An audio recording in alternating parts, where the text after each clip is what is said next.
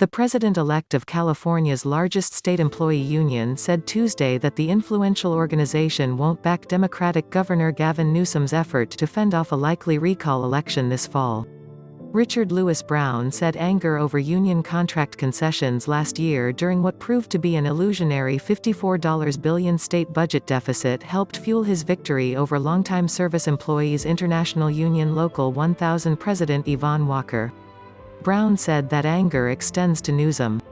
He is going to need support from public sector unions to help him fight his recall, Brown said in an interview with the Associated Press.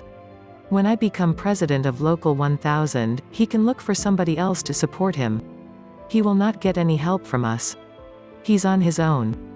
Brown's proposals will still have to win support from the union's board of directors, given the turnabout from its reliably Democratic stances. He will take the post June 30th. While Newsom has said he expects to restore last year's pay cuts topping 9% with the new fiscal year starting July 1st, he would never have agreed to that if he wasn't under the threat of recall, Brown said. Newsom won the 2018 election with union support, then in Brown's view turned on organized labor to help close the projected budget gap by demanding the equivalent of 2 days' wages or furloughs each month during the pandemic when people were hurting and living paycheck to paycheck. That's why I said we're going to run him out of office, Brown said. That projected gap has since turned into a record revenue surplus in the revised budget Newsom presented to lawmakers this month.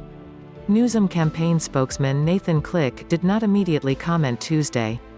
More broadly, Brown said he'll ask the union's 96,000 members to create a strike fund to be used in future contract negotiations and to separate from the SEIU that he said eats up more than half of members' union dues. Bob Schoonover, president of SEIU California, said in a statement that the umbrella organization of union locals with 700,000 overall members, is firmly opposed to the destructive, costly and distracting recall.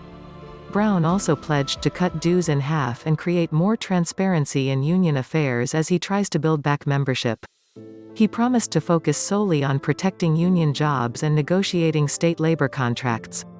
When Newsom asked unions to accept wage cuts to help with the state's projected pandemic-induced deficit, we agreed to just give up our money, under the leadership of Yvonne Walker. I can guarantee that will never happen with me. He promised to end the union's political involvement generally, a step he said is needed to draw support from state employees across the political spectrum. With its heavy involvement supporting Democratic candidates, you're alienating half your union, he said. You can't unify your union if you're involved in politics.